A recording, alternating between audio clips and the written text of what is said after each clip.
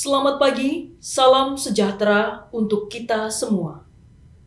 Assalamualaikum warahmatullahi wabarakatuh. Shalom, Om Swastiastu, Namo Buddhaya, salam kebajikan. Puji syukur kita panjatkan kepada Tuhan Yang Maha Esa, karena berkat rahmat-Nya lah kita masih bisa berkumpul untuk bersama-sama menghadiri acara Public Expose Penawaran Umum Perdana Saham PT PAM Mineral Tbk.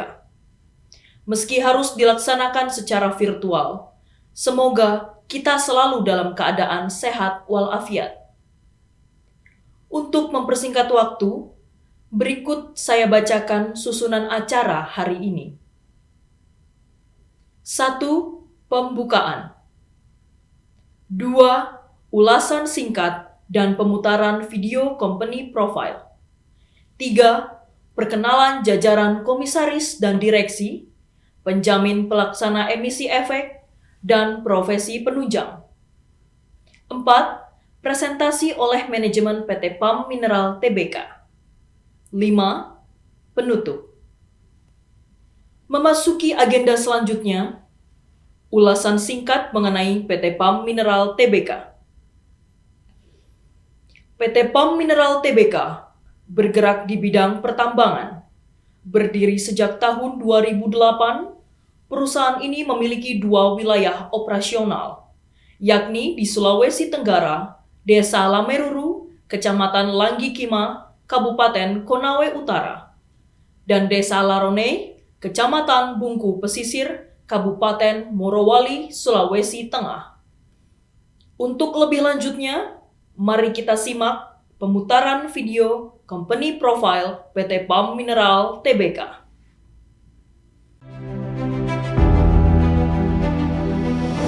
Betapa indah dan megahnya negeri ini, Indonesia, negara kepulauan yang memiliki jutaan potensi sumber daya alam di berbagai sektor.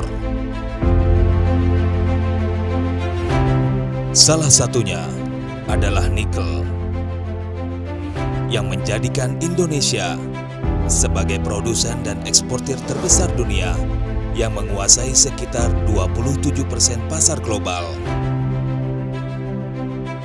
Nikel dalam kehidupan sehari-hari sebagai bahan campuran pembuatan stainless steel, bahan semikonduktor, elektronik, dan bahan baterai lithium mobil listrik. Kami menyadari bahwa mengelola sumber daya nikel menjadi produk olahan demi kemakmuran negara adalah tanggung jawab serta tugas mulia. PT PAM Mineral Tbk telah berdiri sejak tahun 2008 yang beroperasi di 2 job site, yakni PT Indra Bakti Mustika di Desa Lameruru, Kecamatan Langgikima, Kabupaten Konawe Utara, Provinsi Sulawesi Tenggara, dan PT PAM Mineral di Desa Loronai, Kecamatan Bungku Pesisir, Kabupaten Morowali, Provinsi Sulawesi Tengah.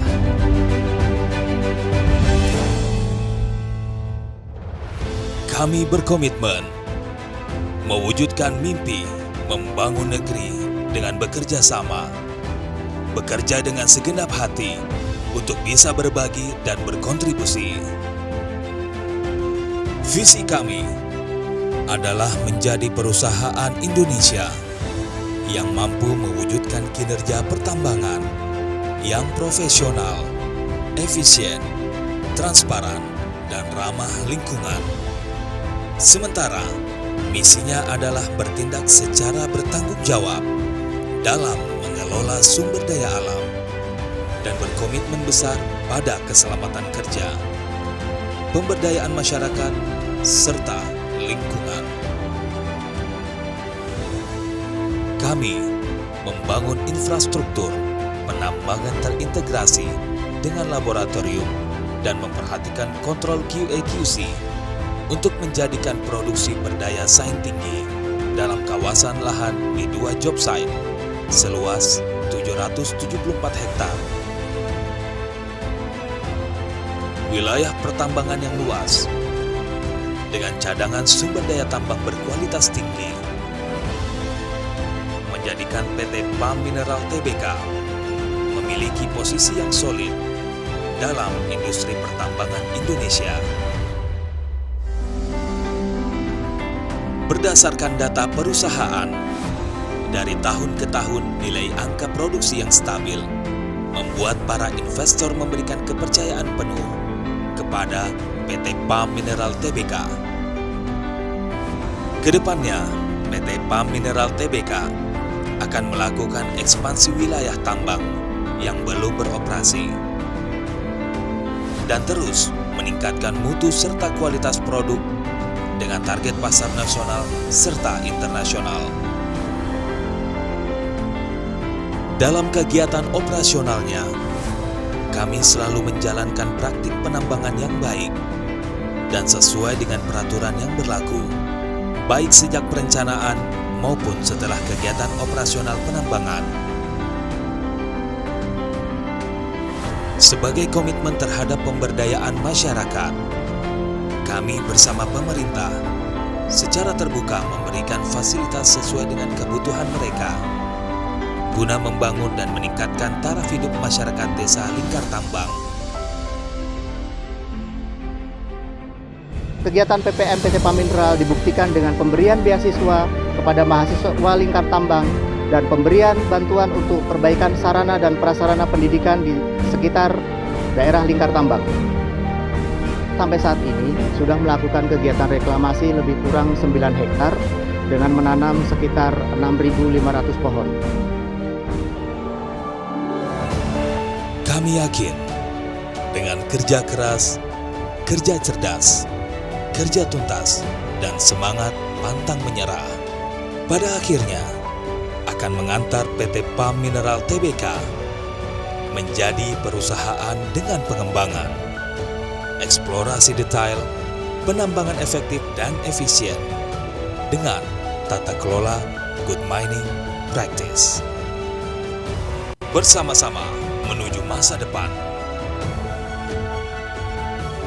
PAM Mineral Tbk, best mining for a better future. Selanjutnya, kami akan memperkenalkan anggota profesi penunjang dari PT PAM Mineral Tbk. Yang terhormat, Ibu Kristina Dwi Utami SH, MHUM, MKN, perwakilan dari kantor notaris. Yang terhormat, Bapak Sihar Solomon Siahaan dan Ibu Irma Untadi, selaku konsultan hukum perwakilan dari Irma dan Solomon Law Firm. Yang terhormat, Bapak Yanto, selaku akuntan publik perwakilan dari kantor akuntan publik Cahyadi dan Tamara.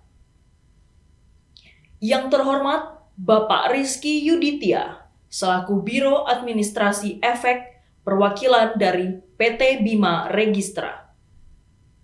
Selanjutnya, kami akan memperkenalkan penjamin pelaksana emisi efek. Yang terhormat, Bapak Sebastian Santoso, perwakilan dari PT Dana Tama Makmur Sekuritas. Selanjutnya, kami akan memperkenalkan jajaran komisaris dan direksi dari PT PAM Mineral Tbk. Yang terhormat, Bapak David Kristiali, selaku Komisaris Utama PT PAM Mineral Tbk. Yang terhormat, Bapak Yamin Darmawan, selaku Komisaris Independen PT PAM Mineral Tbk. Yang terhormat, Bapak Rudi Canaka, selaku Direktur Utama PT PAM Mineral Tbk. Yang terhormat, Bapak Herman, selaku Direktur Keuangan PT PAM Mineral Tbk. Yang terhormat, Bapak Roni Permadi Kusuma, selaku Direktur Operasional PT PAM Mineral Tbk. Selanjutnya, kepada Bapak Rudi Canaka, selaku Direktur Utama, waktu dan tempat kami persilahkan.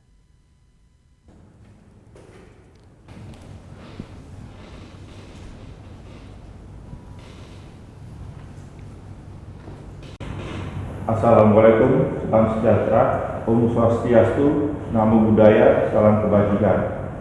Terima kasih atas waktu yang diberikan kepada kami untuk memperkenalkan PT PAM Mineral Tbk dalam kesempatan Public Expose hari ini.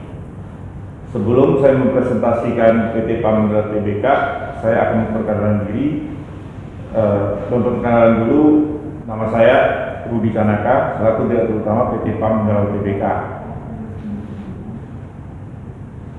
Dewan Komisaris Bapak David Kristiali sebagai Komisaris Utama Perseroan, menjabat sebagai Komisaris Utama Perseroan sejak Agustus 2020, berpengalaman dalam bidang pertambangan, di mana saat ini beliau juga menjabat sebagai Direktur Utama dari PT Pasir Prima Coal Indonesia yang bergerak di bidang pertambangan batubara sejak 2016. Selanjutnya di Dewan Komisaris kami ada Bapak Yaning Darmawan, menjabat sebagai Komisaris Perseroan sejak Agustus 2020, pengalaman dalam bidang pemasaran dan keuangan. Beliau juga menjabat sebagai Agency Director dari PT Prudential Life Assurance sejak 2007. Bersama kami ada beberapa anggota direksi yang lain, yaitu Bapak Herman sebagai Direktur Keuangan sejak Agustus 2020, berpengalaman lebih dari 8 tahun untuk dalam bidang akuntansi keuangan di industri pertambangan. Saat ini beliau juga menjabat sebagai komisaris dan direksi di beberapa perusahaan. Kemudian ada Bapak Roni Permadi Kusuma, menjabat sebagai Direktur Operasional sejak Agustus 2020, namun beliau sudah bergabung sebagai Project Engineer dan Project Manager dalam grup Perseroan sejak 2007. Saat ini beliau juga anggota aktif dari AUS INN with AUS INN number 334607 sejak 2018, dan saya sendiri sebagai Direktur Utama dan Perseroan telah 15 tahun menekuni bidang pernikel, industri pertambangan nikel, kemudian juga sebagai anggota aktif dari PT Asosiasi Penambang Nikel Indonesia sejak 2018. Perlu kami sampaikan juga tentang visi dan misi Perseroan, bahwa PT PAM Mineral Tbk ini akan kita bentuk menjadi perusahaan penambang nikel yang benar-benar profesional, terkemuka,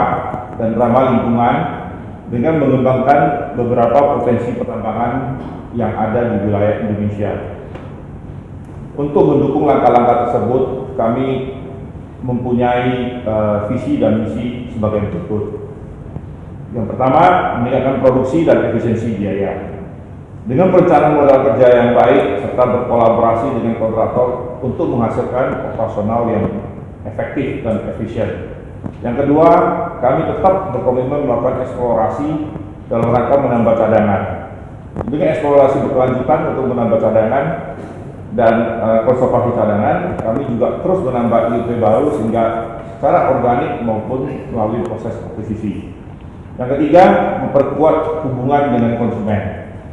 Dengan memperkuat hubungan baik dengan konsumen domestik yang terdiri dari beberapa smelter yang saat ini juga akan terus mengembangkan kapasitas produksi mereka, kapasitas smelternya, untuk mengatur juga yang membuat kami bisa mengatur pendapatan kami melalui kombinasi strategis dan hubungan kontrak jangka pendek dan jangka panjang. Yang keempat, menjaga keharmonisan dengan masyarakat dan lingkungan. Hubungan yang baik dengan masyarakat terus kami tingkatkan dalam rangka untuk penerapan program CSR yang berfokus pada kesehatan, pendidikan, bantuan teknis, dan penciptaan lapangan kerja yang lebih luas. Yang kelima, ramah lingkungan. Komitmen PT PAM Mineral Tbk secara jangka panjang Perseroan berprinsip pada good mining practice yang akan terus menjalankan semua aspek pertambangan guna mencapai pertambangan yang ramah lingkungan. Berikut adalah struktur grup Perseroan. Perseroan memiliki satu entitas usaha, yaitu PT Indra Bakti Mustika atau biasa kami sebut dengan PT IBM. Kemudian di sisi pemegang saham kami memiliki dua pemegang saham, yaitu PT Arta Persada Investama yang memiliki kepemilikan 40% dan PT PAM Metalindo dengan persentase 60%. di mana PT PAM Metallindo dimiliki oleh saya sendiri sebesar 30% dan Bapak Christopher Sumasto Cias sebesar 70%. Berikut kami tampilkan juga struktur organisasi yang kami bikin sebaik mungkin dan seefisien mungkin sehingga semua misi dan tujuan perusahaan dapat tercapai.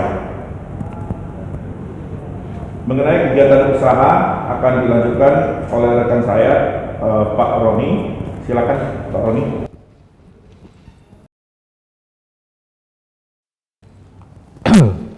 Baik, terima kasih Pak Rudi. Untuk selanjutnya saya akan melanjutkan terkait kegiatan usaha perseroan dan entitas anak. Kegiatan perseroan dan entitas anak mempunyai konsentrasi di usaha pertambangan.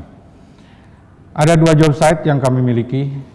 Yang pertama adalah PT PAM Mineral dengan status izin AUP operasi produksi yang terletak di Desa Buleleng dan Laronai, Kecamatan Bungku Pesisir, Kabupaten Morowali, Provinsi Sulawesi Tengah, dengan luas 198 hektar.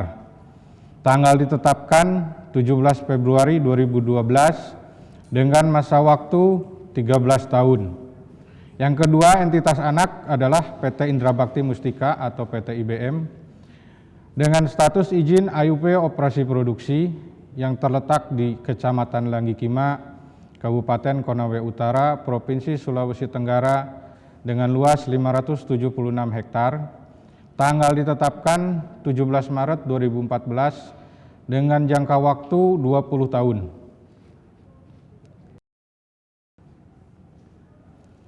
Ini adalah bisnis proses yang ada di perseroan dan di entitas anak, di mana kegiatan kami mulai dengan proses eksplorasi.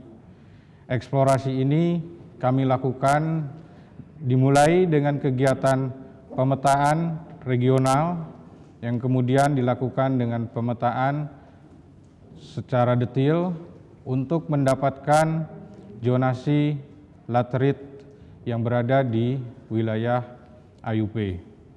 Dari pemetaan tersebut kemudian kami melakukan pengeboran, baik itu pengeboran secara detail maupun secara regional. Secara regional kami melakukan pengeboran di spasi 400 dan 200 meter. Untuk regional, untuk pengeboran spasi detail kami melakukan dengan spasi 25 meter sampai 50 meter. Berdasarkan hasil eksplorasi tersebut, kemudian kami melakukan analisa untuk persiapan free mining design. Dari mining design ini kemudian kita melakukan persiapan untuk plan infrastruktur melalui analisa kelayakan ekonomi dan juga melalui analisa kelayakan lingkungan. Berdasarkan hasil dari analisa tersebut, kemudian kita melakukan block modeling untuk persiapan penambangan. Dari persiapan penambangan block modeling tersebut, kemudian kita melakukan aktivitas penambangan. Aktivitas penambangan tersendiri terdiri dari kegiatan OB removal atau pembukaan tanah pucuk, lalu kemudian dilakukan dengan kegiatan penambangan nikel itu sendiri atau ore getting, kemudian juga stockpiling. Salah satu proses yang ada di kami, salah satunya adalah proses kiakisi, di mana proses kiakisi ini meliputi dari proses pengambilan sampel, kemudian preparasi sampel, dan juga kegiatan analisa sampel itu sendiri. Analisa sampel itu kemudian kami integrasikan dengan database produksi, sehingga pada saat proses produksi dan juga stockpiling, kita sudah mendapatkan material kargo yang benar-benar sudah terstandar sesuai kebutuhan pabrik. Kemudian kami juga melakukan pengangkutan dan pengapalan. sesuai dengan kebutuhan dari masing-masing konsumen kami. Adapun perseroan saat ini terdiri dari 3 vendor atau pabrik besar, ya, yaitu PDNI, Cingsan, dan Indovero.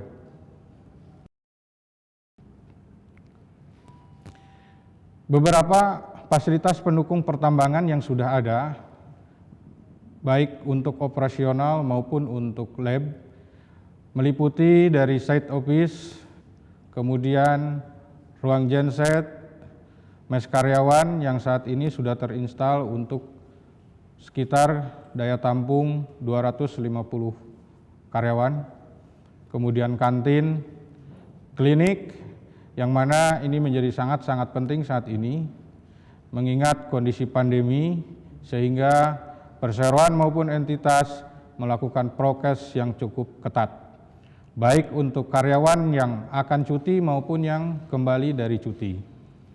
Lalu kita juga mempunyai kapasitas penampungan limbah B3 yang cukup besar, yang terintegrasi dengan kondisi pemantauan dari Badan Lingkungan Hidup. Kemudian kita juga mempunyai workshop, lalu fasilitas ibadah. Juga selain itu kita juga mempunyai fasilitas untuk pembibitan atau nursery, di mana hal ini menjadi penting mengingat proses reklamasi ini untuk pasca tambang maupun daerah area yang sudah mine out perlu segera dilakukan reklamasi dan rehabilitasi lahan. Dan tentunya salah satu support yang paling penting adalah fasilitas tangki bahan bakar cair. Bahan bakar cair ini kami mempunyai kapasitas 60 kiloliter, ya, terdiri dari 2 tabung besar dan sudah memiliki izin penampungan tangki BBC saat ini. Lalu yang kemudian adalah ini terkait informasi sumber daya dan cadangan di perseroan dan di anak dan identitas anak. Untuk cadangan di PT PAM sendiri kurang lebih 3,7 juta weight metric ton dengan komposit nikel 1,51%, kobal 0,05, Fe 17,85 dengan rasio sima 2,4. Meliputi kurang lebih 83 hektar dari 198 hektar yang sudah ada. SR yang akan direncanakan nanti kurang lebih 1,44 BCM per ton. Lalu untuk entitas anak, cadangan yang kami miliki adalah sekitar 4,3 juta ton, di mana komposit nikel 1,56, kobal 0,08, untuk Fe 33,23% dengan rasio sima 2,24. SR yang direncanakan adalah 1,14 BCM per ton. Kemudian histori tentang operasi produksi yang ada di entitas kami. Seperti terlihat dalam tabel bahwa kegiatan OB removal itu cukup tinggi di awal semester 1 2019, kurang lebih hampir 500.000 BCM, di mana kenapa hal ini menjadi tinggi, karena ini adalah proses awal dari pembukaan area, dan SR pun hampir tinggi, ya, hampir sekitar 4%, ya. Dan hal ini dikarenakan proses pada saat awal kita masih membuka area untuk memproduksi ore. Hal ini tercermin dengan bertambahnya waktu, SR menjadi turun dikarenakan grafik produksi kita mulai menjadi naik.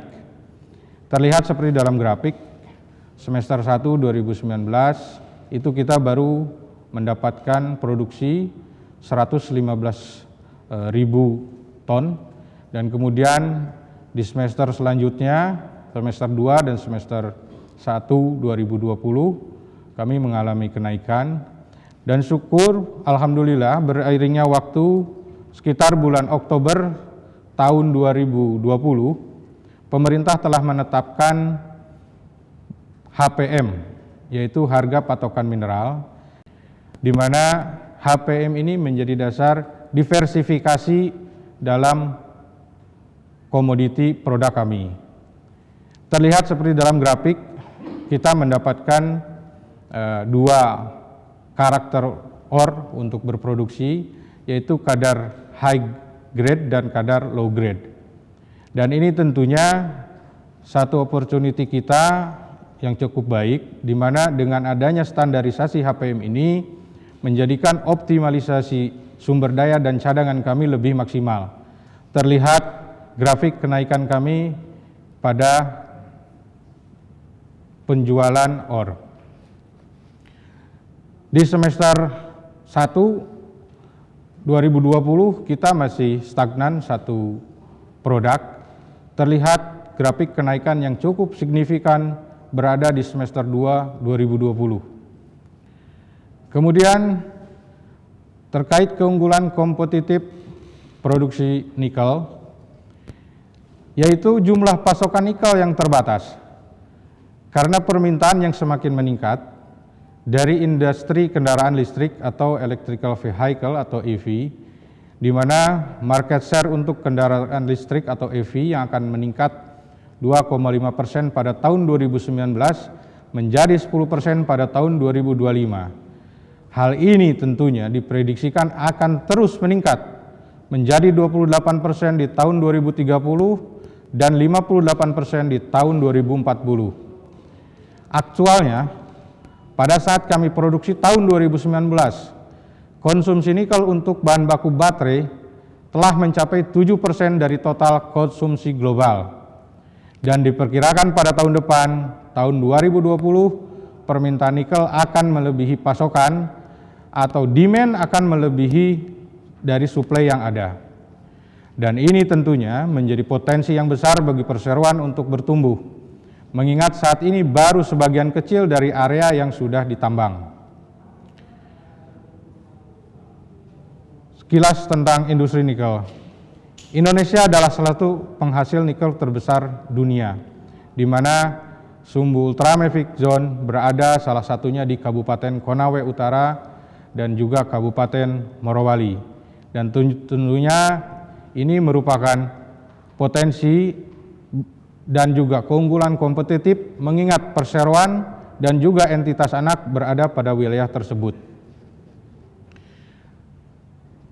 Dan juga adanya terkait permintaan yang tinggi dalam waktu singkat ini merupakan salah satu rencana dari World Economic Forum yang disebut The Great Reset, di mana The Great Reset ini mempunyai salah satu wacana berupa Green New Deal. Green New Deal ini dirilis oleh International Energy Agency yang membentuk infrastruktur energi yang aman dan berkelanjutan di masa depan. Yang artinya, teknologi yang menghasilkan emisi karbon akan diganti dengan teknologi yang lebih baru. Teknologi yang lebih baru ini membutuhkan pasokan tembaga, nikel, dan kobalt. Dengan itu, agenda yang telah ditetapkan bahwa kita akan mengalami kekurangan logam tersebut seiring dengan lonjakan permintaan dari electric vehicle dan solar. Bahkan Elon Musk pun berkata, please mine more nickel. Dan ini satu keunggulan kompetitif kami, bahwa perseroan dan entitas mempunyai komoditas nikel dengan cadangan dan sumber daya yang cukup banyak. Seperti terlihat dalam grafik bahwa permintaan nikel diprediksi akan meningkat tajam. Seperti yang telah saya ulas sebelumnya, bahwa pada tahun mendatang peningkatan kebutuhan akan mendorong lebih banyak eksplorasi dan juga eksploitasi tentang pertambangan nikel. Dan tentunya perseroan dan juga entitas pada saat ini sedang mempersiapkan eskalasi produksi untuk mencapai target produksi yang dituju. Demikian sekilas tentang pemaparan kegiatan usaha perseroan dan entitas. Untuk selanjutnya terkait kinerja keuangan akan dilanjutkan dengan rekanan saya, Saudara Bapak Herman. Silakan, Pak. Untuk kinerja keuangan konsolidasi, ya, pendapatan dan margin laba kotor untuk tahun 2018 IBM membukukan pendapatan masing-masing sebesar 1,7 M yang merupakan kontribusi penjualan selama 1 bulan. Hal ini disebabkan karena perseroan baru memulai produksi pada akhir tahun 2018. Pendapatan dan laba kotor selama 3 tahun terakhir mengalami peningkatan cukup tinggi. Untuk EBITDA dan margin dalam periode 3 tahun mengalami kecenderungan peningkatan karena perseroan sudah produksi secara penuh. Untuk EBITDA dan margin konsolidasi, perseroan membukukan EBITDA dan net income konsolidasi pada Oktober 2020 masing-masing sebesar 11,9 miliar dan 6,7 M. Untuk EBITDA dan margin Indra Bakti Mustika pada tahun 2018, EBITDA dan margin masih membukukan kerugian karena perseroan hanya berproduksi selama 1 bulan. Untuk EBITDA dan net margin IBM selama 3 tahun terakhir mengalami peningkatan yang cukup signifikan karena perseroan sudah beroperasi secara penuh dan volume produksi juga mengalami peningkatan. Untuk breakdown cash cost, biaya produksi terdiri dari biaya tambang yang meliputi pengupasan OB dan biaya penambangan, biaya pengangkutan dan pengapalan, royalti kepada pemerintah, serta biaya lain seperti biaya laporan dan inspeksi. Untuk biaya tambang merupakan komponen terbesar dari biaya produksi. Perseroan memperkirakan setiap kenaikan kurang lebih 10% pada biaya tambang. Biaya produksi akan naik sebesar kurang lebih 4% hingga pada Oktober 2020. Biaya produksi perseroan adalah kurang lebih 22,63 US dollar per weight metric ton. Ikhtisar data keuangan neraca konsolidasi. Untuk total aset dari tahun 2017 hingga 2019 mengalami sedikit penurunan, namun mengalami peningkatan signifikan pada Oktober 2020 menjadi 174 miliar. Peningkatan ini disebabkan karena pada tahun 2020 telah terjadi setoran modal oleh pemegang saham serta konsolidasi anak perusahaan. Untuk total liabilitas dari tahun 2017 hingga 2019 mengalami sedikit kenaikan dan mengalami penurunan pada Oktober 2020 menjadi 94 miliar. Penurunan ini disebabkan karena pada tahun 2020 perseroan melakukan pembayaran hutang kepada pihak ketiga. Untuk total ekuitas, perseroan masih membukukan ekuitas negatif dari tahun 2017 hingga 2019 disebabkan karena perseroan masih membukukan biaya operasional yang cukup besar. Namun pada Oktober 2020, total ekuitas perseroan mengalami kenaikan signifikan disebabkan karena adanya setoran modal dari pemegang saham. Ikhtisar data keuangan laba rugi konsolidasi. Ya, perseroan masih membukukan kinerja kerja negatif untuk periode 2017 hingga 2019, namun telah membukukan kinerja positif untuk periode Oktober 2020. Ikhtisar data keuangan neraca Indra Bakti Mustika. Ya, total aset dari tahun 2017 hingga Oktober 2020 mengalami peningkatan terutama pada Oktober 2020. Peningkatan ini disebabkan karena adanya setoran dari pemegang saham dan akumulasi laba yang diperoleh perseroan dari hasil operasi. Untuk total liabilitas dari tahun 2017 hingga Oktober 2020, peningkatan seiring dengan meningkatnya penjualan dari perseroan. Untuk total ekuitas perseroan masih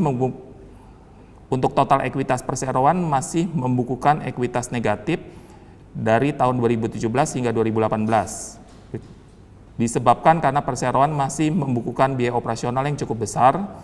Pada Oktober 2020, total ekuitas perseroan mengalami kenaikan signifikan disebabkan karena adanya setoran modal dari pemegang saham dan akumulasi laba yang diperoleh dari operasi. Ikhtisar data keuangan laba rugi Indra Bakti Mustika. Untuk pendapatan Indra Bakti Mustika mengalami peningkatan yang cukup signifikan selama periode 2018 hingga Oktober 2020, terutama seiring dengan meningkatnya produksi perseroan, EBITDA dan net income juga mengalami peningkatan yang cukup baik selama periode 2018 hingga Oktober 2020. Untuk 2018 masih negatif 259%, 2019 11%, 2020 7%. Net income dan net margin.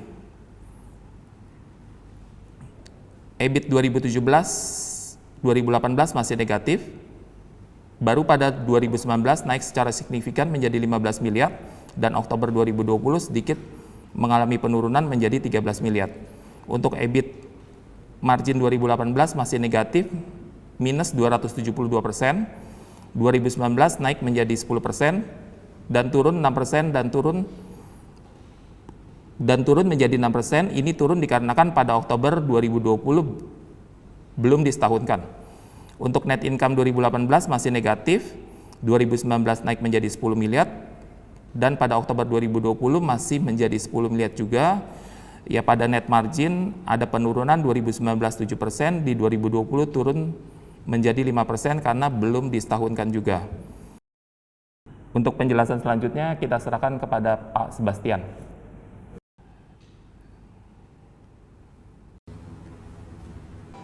Baik, terima kasih Pak Herman. Struktur penawaran dari PT PAM Mineral Tbk adalah sebagai berikut. Sebanyak-banyaknya 2 miliar saham biasa yang mewakili sebesar 20,7% dari modal ditempatkan dan disetor perseroan setelah penawaran umum perdana. Perseroan juga menawarkan warrant seri 1 dengan rasio sebesar 10:13, sehingga warrant akan menjadi sebesar-besarnya 2,6 miliar warrant seri 1. Sekitar 72 miliar rupiah akan dipergunakan untuk pengembangan usaha dengan rincian sebagai berikut. Sekitar 30% akan dipergunakan oleh perseroan untuk program eksplorasi lanjutan berupa pengeboran detail, infill drilling, terkait dengan penambahan cadangan biji nikel perseroan. Sekitar 70% akan dipergunakan oleh entitas anak, yaitu IBM, untuk program eksplorasi lanjutan pengeboran spasi detail atau infill drilling terkait dengan penambahan cadangan biji nikel IBM. Sedangkan sisa untuk modal kerja perseroan dan atau anak perusahaan masing-masing 72% dan 28%. Kebijakan dividen adalah sebesar-besarnya 20% dari laba bersih sejak tahun buku 2022. Penawaran umum akan berada di bawah peraturan OJK dan tercatat di Bursa Efek Indonesia. Terdapat juga lock-up period, yaitu 8 bulan sejak efektif OJK diberikan, dan penjamin pelaksana adalah PT Danatama Makmur Sekuritas. Profesi penunjang kami perkenalkan sebagaimana telah disebut di awal juga, yaitu auditor adalah KAP Cahyadi dan Tamara, konsultan hukum Irma dan Solomon Law Firm, notaris adalah Kristina Dwi Utami, dan BAE adalah PT Bima Registra.